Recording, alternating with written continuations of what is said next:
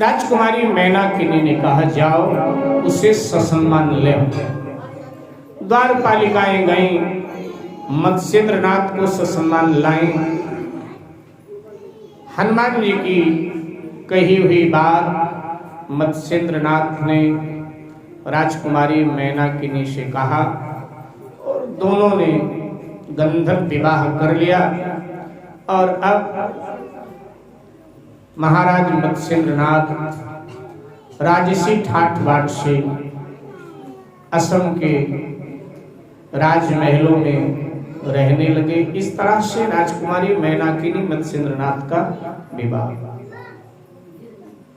धार्मिक जगत में शोर मच गया, खलबली मच गई कि योगी मत्स्येंद्रनाथ ने संन्यास धर्म का त्याग करके गृहस्थ धर्म को स्वीकार कर लिया, गृहस्थ धर्म में प्रवेश कर लिया। इधर मत्स्येंद्रनाथ के जो शिष्य हैं श्री गोरखनाथ जी महाराज, ये बद्रिका आश्रम में तपस्या कर रहे थे। तपस्या इनकी पूर्ण हुई तो ये भारत भ्रमण करने के लिए निकले और भ्रमण करते हुए ये बंगाल की भूमि में पहुंचे। और जब बंगाल की भूमि में पहुंचे तो गर्मी के दिन एक आम का बाग था। सो आम के बाग में जाकर के ये विराजे। इनसे पहले वहां एक और साधु विराज रहा था, कनिकानाथ नाम का। उसने देखा, पूछा, सच्चे साधु हो कि ऐसे कच्चे हो या सच्चे हो? बोले, तुम्हारे पास कोई पहचानने की विधा हो तो पहचानो मैं कैसा। अब मैं खुद ही कहूं मैं सच्चा हूं तो तुम मानोगे, और कच्चा मैं कहूंगा अपने को नहीं, क्योंकि मैं कच्चा हूं नहीं तो कच्चा क्यों कहूं। तो उस महात्मा ने झट ऊपर की ओर देखा, आम के डाल में आम का फल लगा हुआ था। सो मंत्र पढ़ा और वो आम का फल टूट करके गोरखनाथ जी के आगे गिर गया। अब उसने गोरखनाथ जी से कहा, अगर सच्चे साधु हो, कुछ साधना हो तो इस फल को डाल में वापस लगा, मैं मान जाऊं।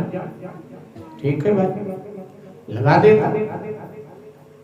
अब ये तो सच्चे संत थे, सो इन्होंने भी मंत्र पाठ किया और उस आम के फल को आदेश दिया, जहां से टूटा है वहीं लग जाओ। तो आम का फल ऊपर उठा और जाकर उसी डाल में ज्यों के त्यों लग गया। गोरखनाथ जी ने कहा, तोड़ना सरल होता है लेकिन जोड़ना कठिन होता है। तुमने तोड़ा है, मैंने जोड़ा है, क्या कहोगे मेरे बारे में? उसे आश्चर्य भी हुआ और देखा कि साधना में मुझसे आगे है तो ईर्ष्या भी है। उसने कहा, ये बताओ तुम्हारे गुरु कौन, किनके शिष्य हो?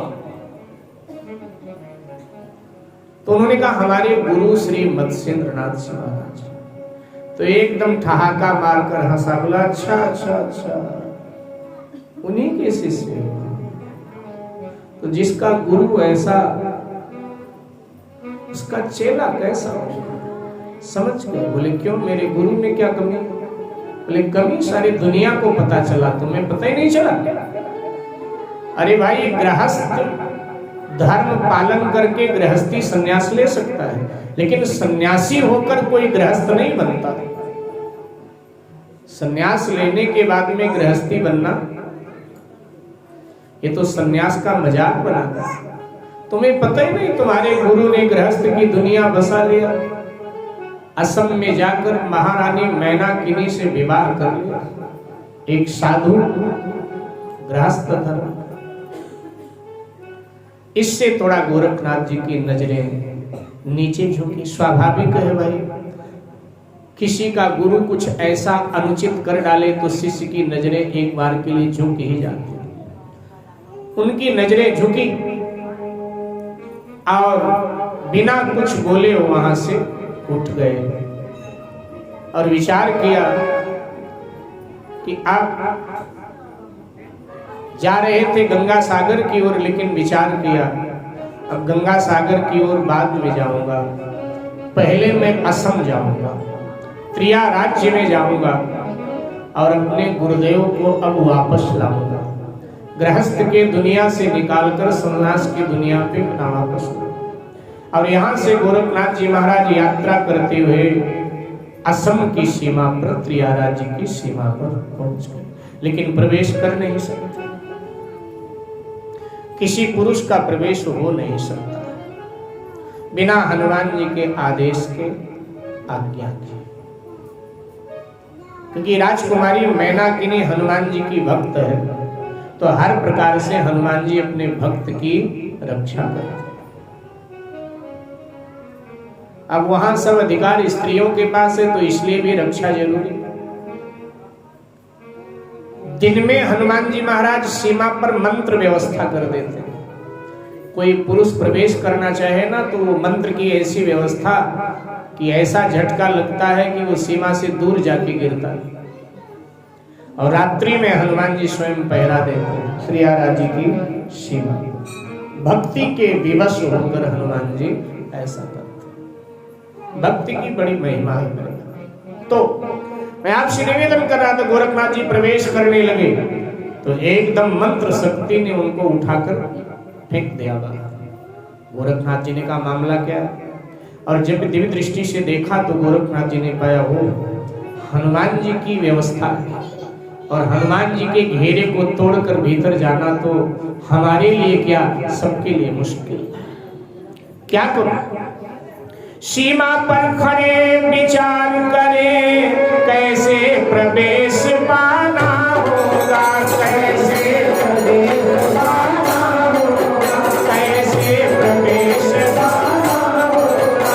मैनाकिनी से छुड़वा करके कैसे लाना होगा, कैसे लाना होगा, कैसे लाना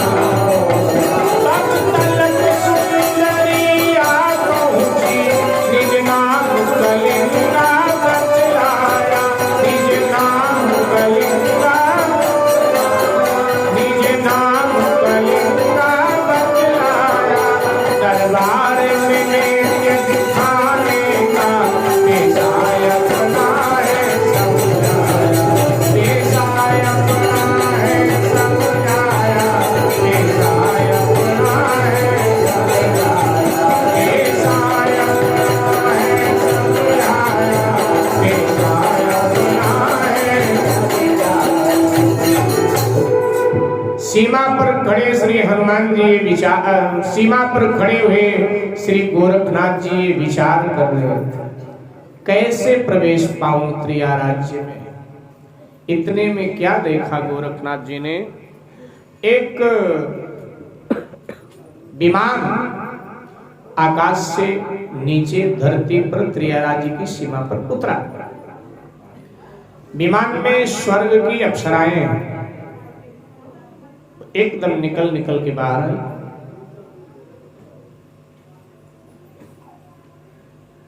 कलिंगा नाम की उनमें प्रमुख अप्सरा है, बाकी सब उसकी सहचरियां हैं। तो इनको देखा तो इनको देखा तो गोरखनाथ जी आगे बढ़े, बोले आप सब कौन है और कहां जा रही हैं? कलिंगा नाम की अप्सरा ने कहा कि हम स्वर्ग की अप्सराएं हैं, देवराज इंद्र के दरबार में नाचने गाने का हम काम करते हैं। देवराज इंद्र के आदेश से नित्य हम त्रिया राज्य में राजकुमारी मैनाकिनी के दरबार में जाकर उसका मनोरंजन करते हैं, नित्य जाते हैं। तो नित्य की तरह आज भी हम त्रिया राज्य में जा रहे हैं राजकुमारी मैनाकिनी का मनोरंजन करने। हम गोरखनाथ जी ने कहा त्रिया राज्य में? तो गोरखनाथ जी ने कहा कि हमें भी आप सब अपने साथ ले चलो त्रिया राज्य। अप्सराएं हंसने लगी, बोली धन्य हो बाबा, त्रिया राज्य में और साधु का क्या काम भला? बिना हनुमान जी के आदेश के कोई पुरुष नहीं जा सकता त्रिया राज्य। आपको क्या काम पड़ गया? जो त्रिया राज्य में जाना चाहते। गोरखनाथ जी ने कहा बस केवल देखना है त्रिया राज्य कैसा है, केवल देखना है।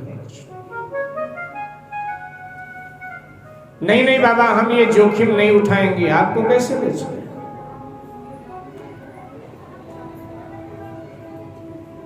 ये जोखिम नहीं उठाएंगे। देखो, अगर येन केन प्रकार ने हमको त्रिया राज्य में आपने प्रवेश करा दिया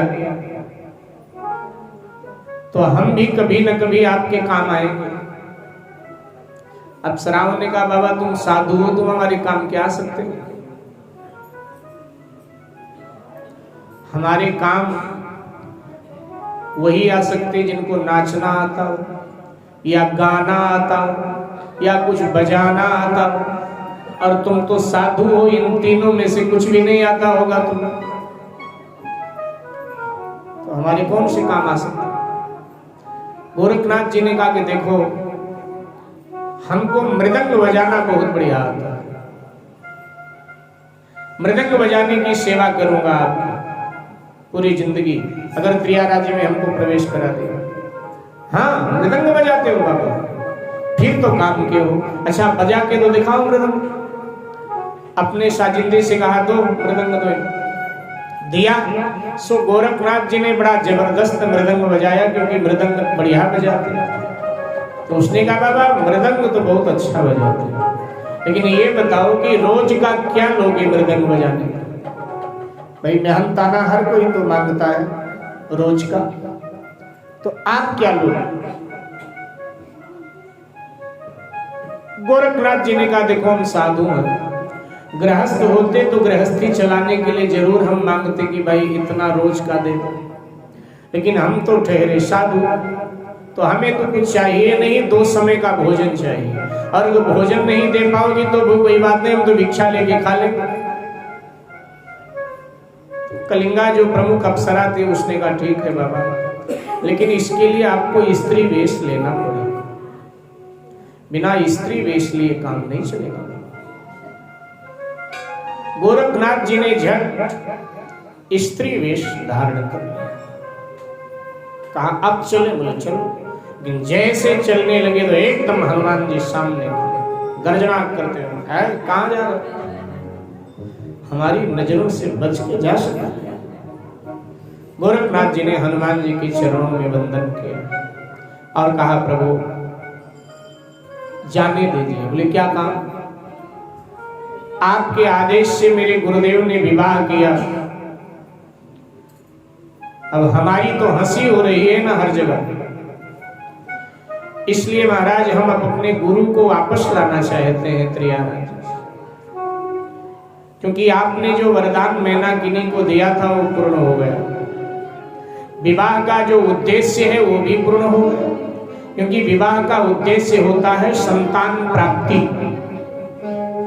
सो मेरे गुरुदेव के माध्यम से महारानी मैनाकिनी को एक पुत्र की प्राप्ति हो गई और गृहस्थ का उद्देश्य पूर्ण हुआ। और जब गृहस्थ का उद्देश्य पूर्ण हो जाए तो गृहस्थ को भी भजन में लग जाना चाहिए, लेकिन हमारे गुरुदेव तो भजन भूल गए। सो अब जाकर गुरुदेव को याद दिलाकर उन्हें पुनः भजन के मार्ग में लगाओ, जाने दीजिए। बड़ी कृपा हुई। हनुमान जी ने विचार किया कि हाँ विवाह का उद्देश्य तो पूर्ण हो गया। हनुमान जी ने कहा कि मैं भगवान श्री राम से पूछ लो पहले।